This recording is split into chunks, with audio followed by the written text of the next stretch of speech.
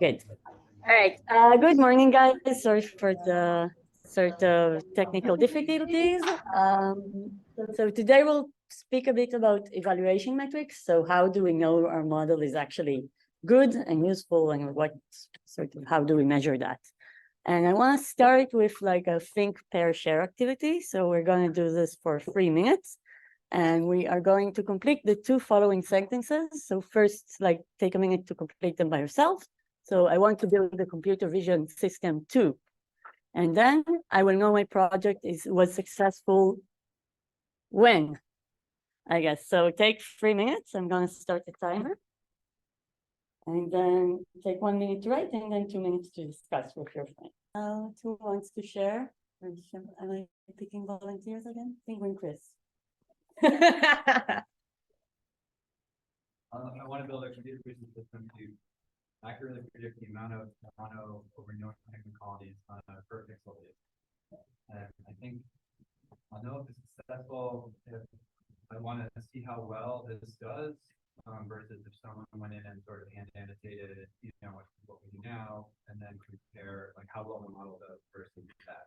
How well in terms of time to annotate, how well in terms of accuracy? Like I want to benchmark compared to if someone did this manually with paired VHR Landsat imagery versus just Landsat feeding at the model. Okay, great. All right, we're gonna continue, but what I want you to do is keep in the back of your mind through the lecture, like what is it that I'm trying to optimize? What's relevant to me, to my project, sort of, and understand that, as you can see, it's we're trying to sort of build something quantifiable out of these very amorphous ideas we have in our brain of what's a good job.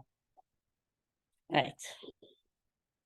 So, which is what I was just saying, metrics can be thought of as sort of mathematical statements of measurable improvements in performance as we define it. We usually want to maximize or minimize our goals. And why do we need this? Well, we want sort of to objectively and reproducibly quantify how are we doing on the progress, for progress. And as you might have seen over this past week, you can get at the problem with a bunch of different approaches. Like you can choose different architectures, you can choose different loss functions. There are a lot of options out there, and we want to sort of, as scientifically as possible, compare them.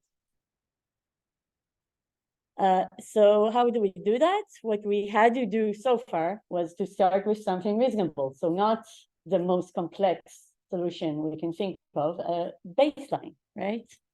And then we check our validation performance, which is actually what you are doing since yesterday. Our instructors, everyone requested you to build an evaluation script. Why? So we can test performance reproducibility. And then we ask, is it good enough? I think last week we asked you what would be a passable, like a goal metric for you guys. So if it's good enough, great, let's check test performance and maybe publish a paper or send our model to the field.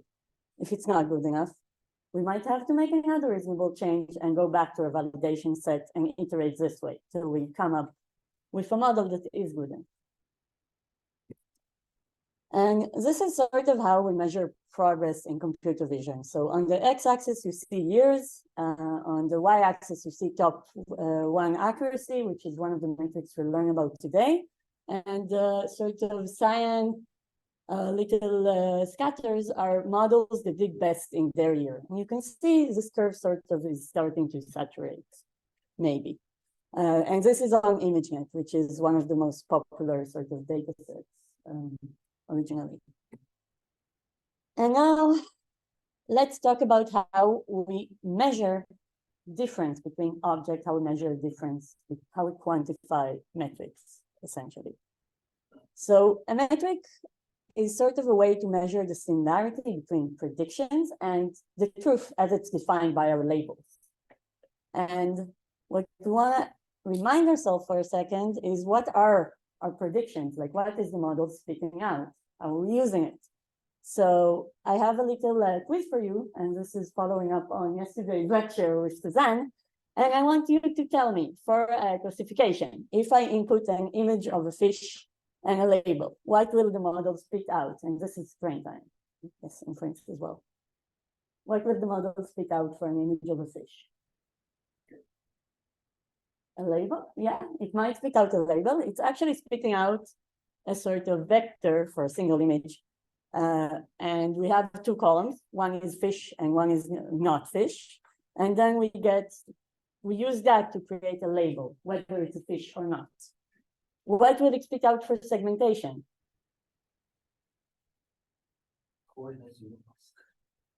Yeah, it will spit out this nice abstract little fish, and we hope it will overlap with our fish. And this is a mask, the size of the image, actually, and the values of the mask are the class predictions. And then for detection, I told you, all right, never mind. For detection, what you get is boxes, and each box actually has 6 numbers associated with it. The location, the size, so X, Y, Y height, the confidence, and the class prediction, right? So it's like a combination of the first one and the last one. Yeah. The last one is location, and the first one is still the two last and your confidence, right? Yeah, yeah, great. So yeah, you're getting at what I'm getting at, well, what I'm going to reach in a few slides. These metrics are often like a combination of a few different ones. So how do we measure, for example, distance between discrete objects, like predictions of classes and our ground truth? We can say, okay, let's see how many of these items are the same throughout my vector. So this is called the Hamming distance, and we also basically, usually this is accuracy. How many times am I right in predicting in the right place? Is this clear?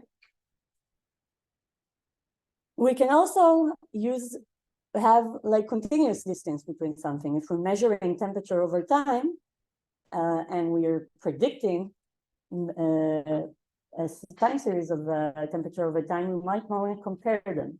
And we do this using a continuous distance. So this should actually be familiar to most of you, like mean absolute error, and mean squared error, or R squared, this stuff we see in ecology a lot, right?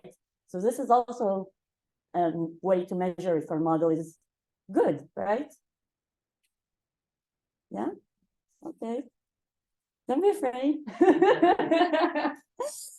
And the last sort of type of metric we can get is a spatial metrics. So this is spatial overlap. You might have seen this. Those of you doing detection, you might have seen I, O, U, and not know what it is. So it's intersection over union. So how much are two boxes intersecting, and how much is the surface together of these two boxes? Cool. All right. So as Chris pointed out before, usually most metrics we will see are a combination of 2 of these things, 3 of these things sometimes. And we're going to get back to these basic concepts throughout the lecture. And another thing I want you to keep in the back of your head, since most of you have long tail data sets, is that sometimes we need to consider also the fact that it's long tail when we're calculating our metrics, because not all metrics are good for long tail. All right, so I'm gonna place little icons throughout the slides so that you can remember to think about these things, okay? All right, so going back to your little exercise, what metrics do you think are good for you? All right. So now we're going to go on a tour of computer vision metrics. So hold on tight, this is going to be a while. I'm going to start with binary classification, which is a personal favorite of mine. And this is also sort of the basis for a lot of what we'll see later. And this can be thought of as a discrete distance matrix. So we were getting at it a bit before. I have 3 images. I want to know if my images are fish or non-fish. I have my ground truths and I have my predictions, right? This is how we usually think about it, but actually what we have behind the scenes is this matrix, which we, for binary classification at least, we have a class, so we have 0 or 1, and we have predictions from the model. So each line of this matrix is actually a different image. And you would note that each line sums up to 1. This is because we are softmaxing each line at the end of the model. Now, for binary classification, we would usually put our class of interest as number 1, and we will look at that. The positive class is what's interesting to us. Because these are complementary, it doesn't really matter, but this is just a matter of conformity. So we have our class scores for class number 1, fish. Now we want predictions. How do we get there? Well, I might choose a threshold, like a reasonable threshold, 0.5. Everything above 0.5 is a fish. Everything below 0.5 is not a fish. Sounds reasonable, right? So what do I get back? Well, the first image, this Cesio guy, this Fusilier, he is definitely a fish. Second guy, it's a funky looking fish. A Toby, maybe not so much a fish. It doesn't seem to be a fish according to our threshold. And then the third wagtail is definitely not a fish, according to the model at least. All right, we have our predictions. Now what do we do? Any ideas?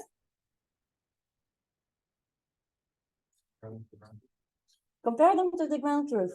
We do it by using a confusion matrix. So each column is the ground truth. So ground truth positive or fish, ground truth negative. And then the rows are the predicted. Predicted positive and predicted negative. The main diagonal is our true predictions. The off diagonal is the false predictions. Now, what do we do with this matrix? We can calculate a bunch of metrics based on this matrix. So we can calculate precision. So precision is, if I say it's positive, how many times am I right? And I look at the first row of the predicted positive to calculate it. Recall is, if it's actually positive, if my labels say it's positive, how many times am I right? How many of the positive samples am I getting back? And then accuracy is just how often am I right? So the diagonal divided by all of my samples, the main diagonal, right? And now I can take this back to my fish and I can calculate precision. So if I predict it's a fish, how often am I right? Well, I'm right all the time because I have one sample predicted this is a fish and it's a fish. If I know it's a fish, how often am I right? Well, I had 2 fish in my data set. I retrieved 1, so I'm right half of the time. And then for accuracy, I have 3 samples. I got 2 of them right, so it's 2/3. Reasonable? All right, cool. So let's plot this a different way, actually. Let's look at our score dimension, and let's plot our images on this score sort of axis. So we see our fishy fish is way over there on the, what is it? Is it that? Left, let's say left. Sorry, I'm really bad with directions. And then I have the unfishy fish on the right of the threshold. So essentially everything above the threshold is being mapped to fish, everything below is being mapped to non-fish. Is this the best threshold that we've chosen for my task? No, right? Yeah? So I have a question, because obviously you could set a threshold lower and technically be more right.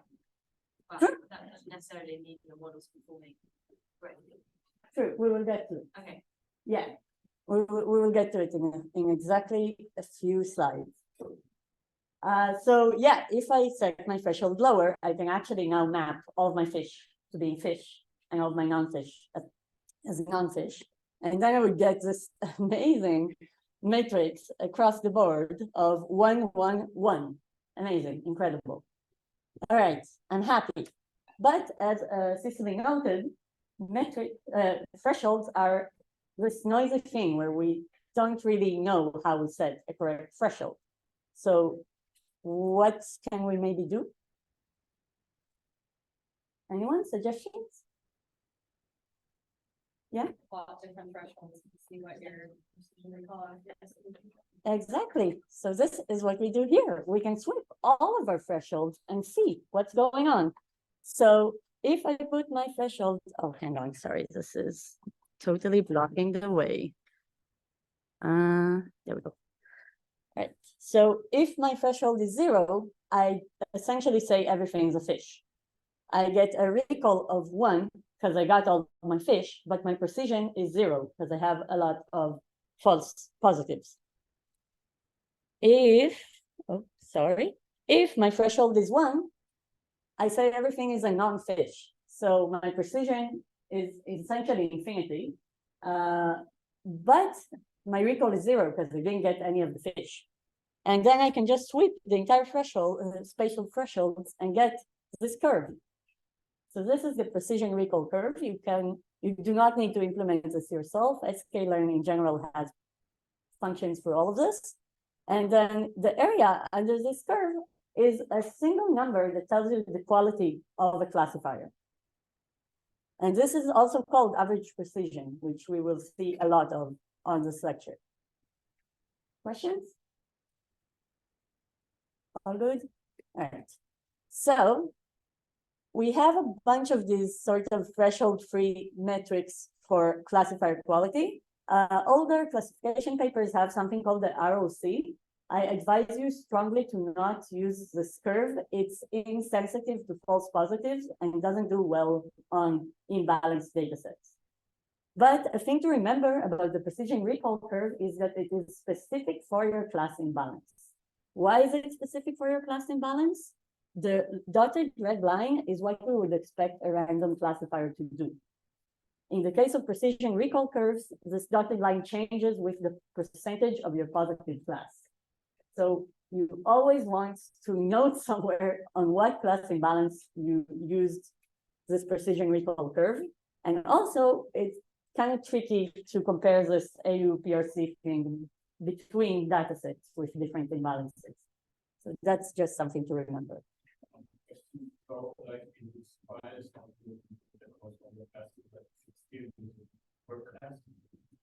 so we're talking about single binary classification at the moment. We'll get to multi-class later, and like object detection, but it's a problem. So another way, so these curves are sort of the black line is sort of the perfect classifier, which you will never see. But these curves are kind of unintuitive. So what I like to do is actually plot a histogram of the scores. So each of these histograms is every sample in my data set, and then the score it got. And this would be like a kind of great classifier. It's mapping the no fish to 0, which is what I want. It's mapping the fish to 1, which is also what I want. And just remember, we're also looking at like the positive class score. So we want fish as 1 and non-fish as 0. And that's a way, yeah, we can shoot. When you say the validation data set, Yes. you mean the validation data set or like the target data set that you're predicting on? Or does it... Validation. You would test the test at the end, so you're not allowed to test the test in the middle of your thing. If you choose your threshold on your test set, you're essentially saying, I know all the things for my test set, and I can pick the optimal threshold to use on my test set. But then you're peaking. Yeah, it's so validation sets. This is an important point. Kara, you had a question? Okay. And another way to think of it is, and thank you, Sam, for the idea for the plot. You can look at precision and recall as a function of threshold, and you can see immediately it's a trade-off. You can also see it right here. So there's an overlap between these things, and you need to think about what you're optimizing for. If you have rare species you can't miss, you are going to have a lot more false positives, but you will choose a lower threshold. If you want something very precise that doesn't have any false alarms, you would go for higher precision, but you might miss certain things. So it's a decision you need to make when you're deploying your model. Yeah, Jared? On the like original precision recall curve, I actually really like this because you can actually see threshold directly. Mhm. On the original one, I've always found this hard to interpret just because it's recall versus precision. Yes, And you're supposed to interpret threshold, but it's not yeah. exactly directly. Is it sort of on the x-axis or like? So the threshold is actually points. So the way you do precision recall curves is you plot a bunch of points at each threshold and then you pass a line through them. So the curve is actually the line between the values at each threshold. So, like if I like straighten the line out, would that get it to 0 to 1? So like you could theoretically like color the line and have a color bar that says like this color is this color. Okay, a little bit of a great like color. Is that what it was like jagged rather than?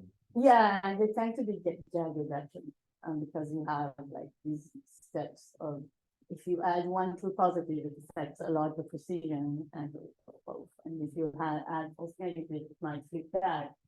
False positive, sorry. They tend to be jagged. If you have more samples, so the curves are smoother. Yeah. So for your really rare classes, we have 10 test examples, like your curves are gonna be like. Yeah, chainsaw. Yeah, that's a great question, actually. The first time I showed my advisor my curve, he was like, something's wrong with this. It's like, it's really chainsaw, but it was just that I had a very small data set. So another thing you could do is use F-score. So typically people use F1, which is the harmonic mean of precision and recall, and you can see it plotted in green over here. It's sort of a trade-off between the two, an accepted trade-off between the two. All right. So multi-class classification. Are you ready? It's also like a discrete distance matrix. And now my setting is that I have all these Red Sea species, and I want to build a classifier that will detect the species, classify the species. So now my output will not be 0 and 1. I will have 0 till C minus 1, the number of my classes, essentially. And each column is the confidence scores of the classifier for that class, and each row is still one image. It's clear how we scale it up? Yeah? Okay, good. All right, so it's a bit trickier to select, or maybe easier for some people, to select what's the right label for a sample in a multi-class. We usually just take the maximum, right? The class that got the maximum score. So if I had this one image and it got these scores, the top score is actually class 0, but my ground truth is class 1. So that's an incorrect classification, okay? But if I wanted to be more lenient and look at the top K, so top 3 classes, then I would get it correct because my class 1 was in the top 3 classes. And this is a setting that's more like for recommender systems and stuff. So I naturally, it's, I mean, it's a softer way to look at how your classifier is doing, but maybe not so applicable for you guys. It's totally applicable in cases where you are going to have a human verify every single example. Yeah. Because then, like, if that's actually part of your system, what this does is it is actually a measure of how hard it is for someone to check. Because if you can give someone an example in the top 3 and your number of classes is 10,000, that's really useful. Which is why, like in iNaturalist, this is a reasonable metric. Also for Kyra, in re-identification system, this is almost always the metric you're considering because you have a population of 2,000 individuals and the human is going to verify every single match. And ideally, you'd like to be able to show them 5 possible matches, not 1,000 possible matches. But for just standard multi-class classification, if you're actually using this in a system where you're going to use a threshold and deploy it and sort of give some sort of results, and the idea is you have these huge data sets that are being collected and you have one person to process all the data, this is not actually very useful or not very representative of use. Right. Thanks. Okay, so now let's look at evaluating with imbalance. We touched a little bit on this, so let's go a bit deeper. I'm not touching this thing. Yeah, Are you moving on from multi-class? yeah, this is gonna be mainly binary, but hopefully also multi-class. Just like, how do precision and accuracy fall into multi-class? So yeah, that's a good question. I guess you could do mean average precision as well. So you would calculate for each class.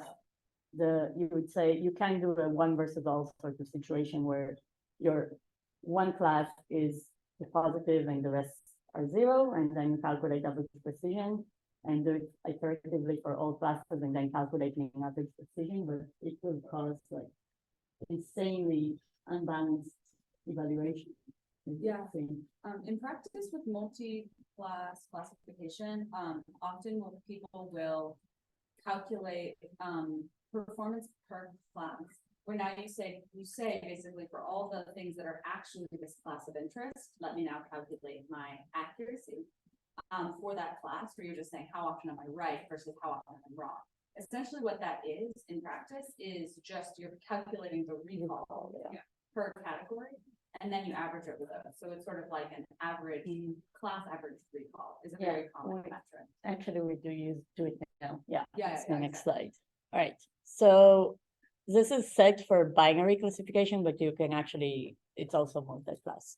So sort of to motivate why you would want to consider imbalance when you're calculating metrics is that this thing is 90% accuracy. My classifier just predicted white across the board and it got 90% accuracy. So essentially, if you're optimizing for accuracy in such a data set, your classifier will learn nothing. Whereas this, where the model actually learns something, is also 90% accuracy. So what we want to do is we want to try out these two cases. And the way we do it is calculating class balanced top one accuracy. So we calculate the top one accuracy for each class, and then we just multiply it by the fraction of the class in the data set. So in this case, or isn't fraction of classes in the data set? Yeah.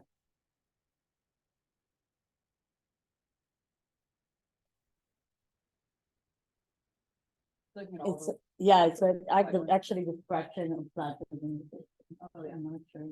Yeah, you just divide it by the number of classes. Essentially, this is a confusing way to look at it. Sorry. So when you divide it by the number of classes, your accuracy, you actually give each class equal weight. So if you have a class that's really rare, it's getting upsampled. If you have a class that's overly rare, that's like really common, it's getting downsampled in its like importance. And this procedure is called macro averaging. You might have seen it.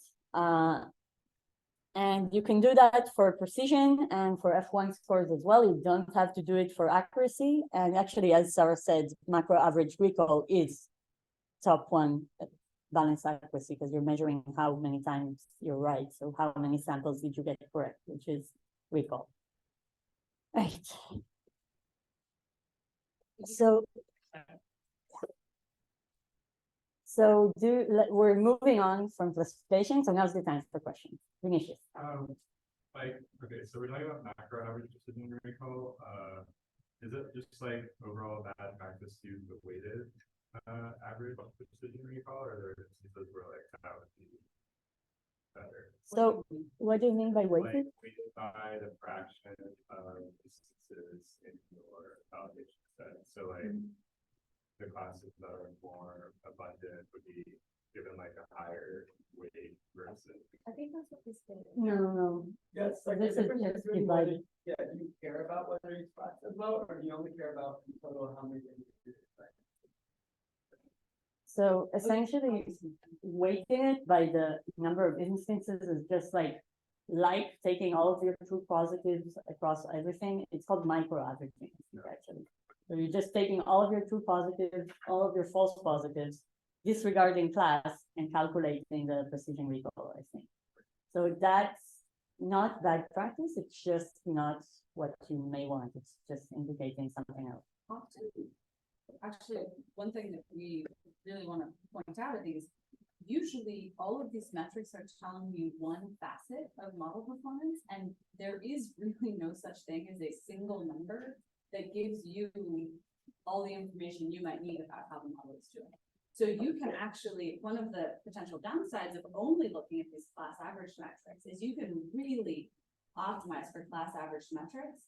And what the model that does best on a class average metric will inevitably do is perform worse on accuracy, overall accuracy, because essentially you're shifting towards predicting rare things more often. And as a result, there's almost always a trade-off. Like there's no free lunch. So you kind of are like, all right, I'm going to actually do a worse job on some of my common classes in order to do a better job on some of my rare classes.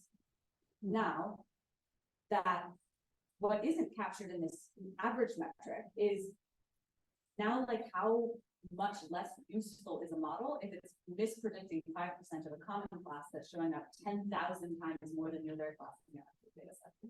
So it's really important to actually look at many different metrics and understand what they're capturing about performance so that you can kind of build this more nuanced understanding of like how to choose the model you want to use based on what your needs are. But everyone's needs are different. Yeah, kind of. Set like different, I don't know if it's detection threshold, but like thresholds of whatever it is, if you're looking at accuracy or whatever for different categories. Essentially, what you get back is a table with all of the scores. What you do later with that table, as long as you report and you're transparent about what you did, is on you. So in Wildlife Insights, we have a pretty high threshold for predicting that something is negative, like has no animals in it. We basically want to be very, very, very confident that it's actually negative. And so the threshold we use for negatives is a lot higher than the threshold we use to decide whether we surface predictions to a human for different animal categories. So we actually do that in practice. Any more questions about classification? Yeah. I'm not sure what the first bullet point is. So it's what we've been talking about. I did it as a typo. I just don't know what it means. Which one? Macro average. Precision and F1 score will give us Sorry. Yeah. Oh yeah, that's a really Yeah. sense. Yeah. Sorry, I probably edited it yesterday night. So it will give us sort of another indication as well as accuracy. So we might want to look at precision per class. Apologies, I will fix it on the slides we upload. All right. So semantic segmentation, Penguin, Chris, and Martin. You guys are up. As I said, we move forward. So what's the difference between insect and semantic segmentation? So actually, Martin, do you want to describe the difference? Okay. Yeah. Semantic segmentation will plot mask on all of the instances of this category, whereas instant segmentation will plot separate masks for each instance of this class. Oh, okay. So basically, semantic segmentation could be thought of as pixel-wise classification. So that's basically what Penguin Chris is doing. Is he's predicting some value for every pixel, like for just a single value per pixel, and then we're measuring performance on that. Whereas if you actually need to understand a combination of classification and localization in the pixel space, that's when you do instant segmentation. You actually, and then the output predictions are, you get an additional value. So essentially you have, for every pixel, you have one of those classification vectors, and sort of like a detection model, you also have an instance ID that's predicted. So it's saying like, if it was like looking at all of us in the classroom, you'd say like these pixels are one instance of a person, and those pixels are a separate instance of a person as noted by a separate ID for that. So it's a combination of detection and classification in the segmentation space. So we're only covering semantic. So semantic segmentation is also like you can use either distance metric for classification, or you can use IOU for the spatial localization. And the way it works is for each image, we get a ground truth, and the prediction is a mask of pixel labels, essentially, right? So we can calculate something called pixel accuracy, where for each pixel, we sort of predict the class. And if it's incorrect, then we penalize it. So it's sort of, it's exactly like accuracy. But what will it cause if our guano takes up very little of the image? Yeah, it's imposed for imbalance, essentially, most of the time. Yeah. What are the rows here? Sorry. The rows here are, so it's sort of reverse to what I've been showing you before, sorry. So the rows here are the class predictions, if we had multiple classes, and then the columns are the scores. For one pixel, I guess, essentially. Yeah. So like, it's one image pixel. segmentation where you just had like yes, no, how would you have these multiple classes? So it's like binary. It's sort of like the binary classification question, right? It's not yes, no, you get a score and you're choosing a threshold such that you say yes or no, right? So this is just representing a multi-class semantic segmentation problem, where there's more than just yes or no. There's actually multiple classes. So if this was a binary one, you might just have that 0 and the 1. Yeah. You have a score for each. So 0 was not. Yeah. 1 was. Yeah. So mine's continuous, like infinite classes. It can be any number between 0 and 1. So does that kind of default back to like committee or where? Yeah. So you're doing essentially now you're doing per pixel regression. Yeah. But we might also want to think about some of the things she's just going to talk about the imbalance in the pixels might actually affect the way you think about your Regression. metrics. So there might need to be a sense of like aggregating on like areas where there is guano versus isn't guano, and then averaging over them. Right. Okay. But you can do the direct regression in the classified versus where is who and where not, and then do regression. I would just do regression, but I think then in the evaluation, you can try to think about maybe whether you need to think about a good bit of balance stuff. Anyway, I think for time. Yeah. No, I just was on. Okay, sorry, yeah. So to sort of tackle imbalance in semantic segmentation, you might just calculate an IOU for your mask. So how much of the predicted mask is intersecting with the ground truth mask? And is the label correct if you have multiple classes? Okay?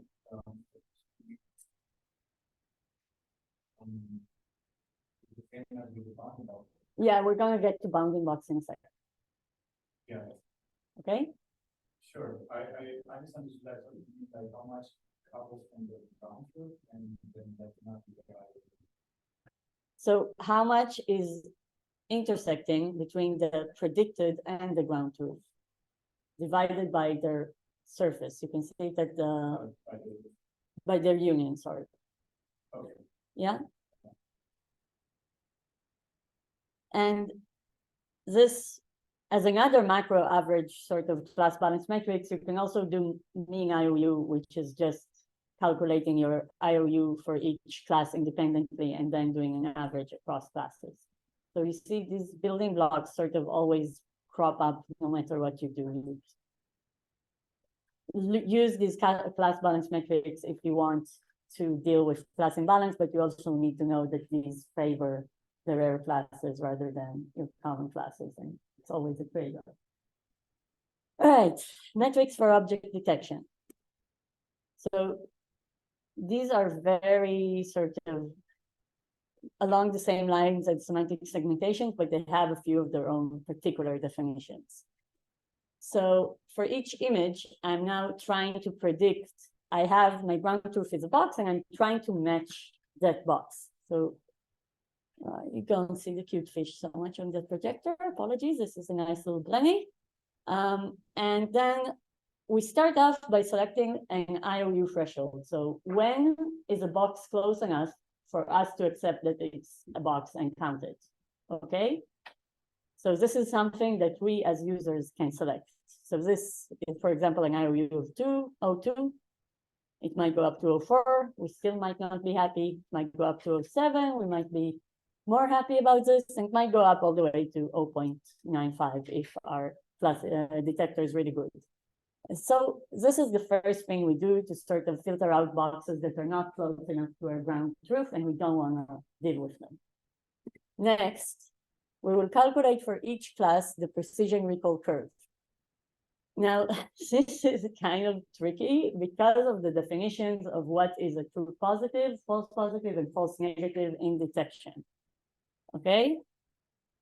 And then we might calculate, we will get to these definitions in around 3 slides. So now we will calculate the average precision per class, per IOU threshold that we've chosen. And then we will calculate the mean average precision for that IOU threshold across all classes. And then we might calculate this really ugly looking metric called mean average precision between 0.5 and 0.95. And this is a way of sweeping the IOU thresholds like we previously swiped the decision threshold for the classifier, right? Make sense? Taking it in? So one challenge with as these prediction spaces become more complicated, essentially a lot of this is computer vision researchers really bending over backward to convert this into a single number that they can put in a table and compare to other people's single numbers. But the challenge with this is when you get into things like trying to do multi-class detection and then figure out how to compare different methods. Where now you want to use different IOU thresholds, and then there's different scores, and then each sort of category needs to be handled, and you want to balance across classes. Or if you're going to a space where now you're trying to compare different tracking methods, but there's all of these different components of what makes the track good. You know, are you splitting it up? Are you accidentally merging other ones together? Are you missing things? The more complicated the thing you're trying to evaluate is, the less easily it fits into a single number in a way that is transparent. So the connection between a mean average precision value, particularly one where you're actually additionally sweeping over IOU thresholds and aggregating in that dimension as well, those numbers are very difficult to interpret for us as humans, and even for experts. And the differences between one model and another, if it goes up or down in score, it's often very difficult to understand what that actually translates to in reality. So in practice, I often try as much as possible to like downgrade these and maybe look at multiple numbers for the transparency, because I actually want to use the model, not just get a better number on a metric. So in this case, I usually look at the actual IOUs on some actual images and try to pick an IOU threshold that actually makes sense for my problem, where I say, like, actually, if it detects with this intersection of reunion, I will consider that a good match. And then I just fix that IOU threshold, and I don't consider other ones in evaluation, because it just increases like how non-transparent the metric is for me. And that IOU threshold can be very low for some cases, like tree crown detection. Ben Weinstein uses an IOU threshold of 0.3. Yeah, just since we're having a little discussion here. So what Sarah is emphasizing is that in order to compare methods, of course you have to project them on a single line, otherwise you don't know which one to pick, right? So there must be ultimately, it boils down to one scalar criterion that allows you to decide which one it is. So that's an important moment. However, if you're in the middle of bushwhacking and figuring out how to train methods and what are the challenges and so on, it may be too reductive to have a single metric, as Sarah is saying. And I would like to advocate something even more extreme to what Sarah is saying. So going back to the lecture last week when we discussed discussed data sets. The test set is very special. It's not just a little piece of the training set you separate out. You can, since it's much smaller than the training set, you can invest more money or more effort into labeling it. And one way to label a test set is to discriminate or distinguish between different categories or type of data that you have. And so while in the training set, let's take the case of trees, you put just bounding boxes around trees. in the test set, you may want to know which ones are sparse trees, which ones are yellow trees, which ones are leafless trees, which ones are small trees, which ones are dense trees, and so on. And so you put all of these different categories that visually to you look different. And so you might imagine that an algorithm may have more or less of an easy time dealing with them. So when you get to testing, yes, you want to boil things down to a number, but you also want to have very concrete view of where the mistakes happen. And so you would want to use these extra labels in the test set to separate out these different categories and say, oh, you know, it's doing great, like 99% on sparse, high contrast trees on the Sierras, but it's doing a shitty job in bushes in Massachusetts. Okay, so now I know where I'm losing that 10% performance that I may see that at 90% MAP, but it's not true that it's 10% error distributed uniformly. Really, 10% error could be focused in one specific area. At that point, you may decide that you give up on that thing, and everything else is so good, you just proceed and you use your system. You tell people don't visit Massachusetts because it's hopeless. Or you will invest your development cycles purely on the cases where it's not doing well. You collect more data, you get more annotators, whatever is needed, right? Or change your model. So it's always a trade-off between boiling things down to a single number and being very analytical, but it's not really a trade-off because it's different moments in your life. And so when you're developing and you're trying to see where it works and so on, you want to be extremely analytical, extremely broad and look at things in detail, and then finally you will have a one criteria for choosing what to do. Yeah, so Sam is going to have a talk about sort of model poking and probing and seeing where your model fails and succeeds. And also, all of these things, you need to remember them when you're reading computer vision papers, because the computer vision paper would always try to like beat the best metric almost. A lot of them do it. So you need to be critical when you see just one number and when you think of the model. Right, nearly done. I just wanted to show you how we determine false negatives and false positives in detection. And I would like to thank Justin, who isn't here, who sat with me last night. So we figured it out. Okay, so if I don't have any boxes associated with my ground truth, this is a false negative, right? This makes sense. I didn't detect my fish, hence it's a false negative, right? If I have a box, but it's below the IOU threshold, then that box, that yellow box is a false positive, but the green box is a false negative still, because I still didn't detect it. So it's both. Does that make sense?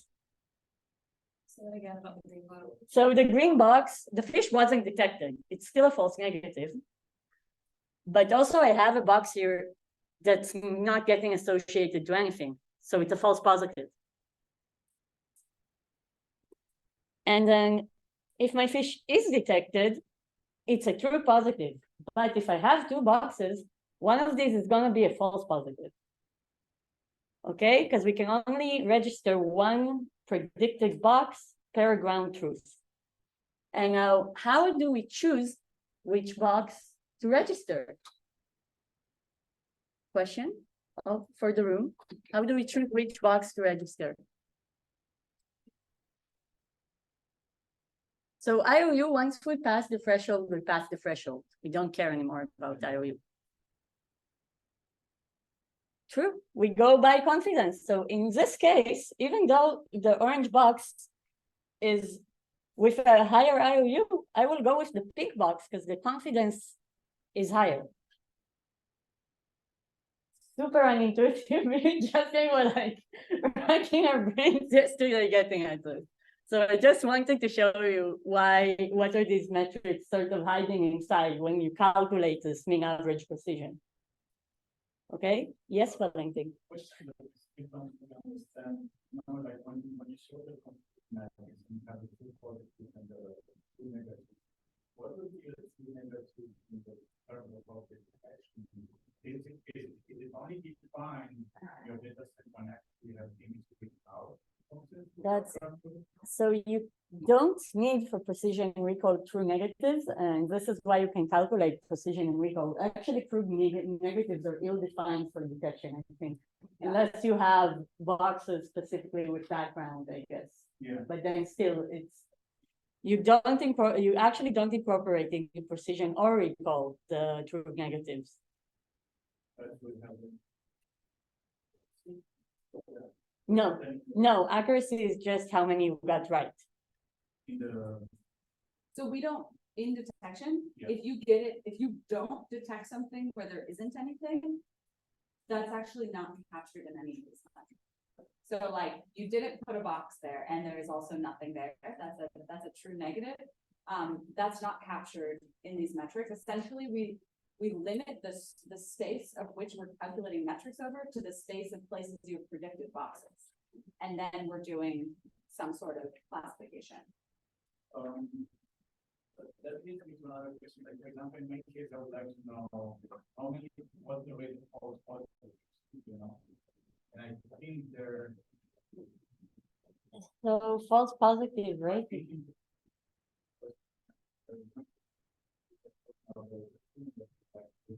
We had these questions in office hours, right? So false positive rate is actually not really good way of getting at how many false positives you have, because you divide it by the true negatives, which is usually majority. All right, So our yeah. speakers are here. So I think, Yeah, so go over maybe today with the food for thought in your work groups. There's a bunch of like things to consider, and yeah, thank you guys.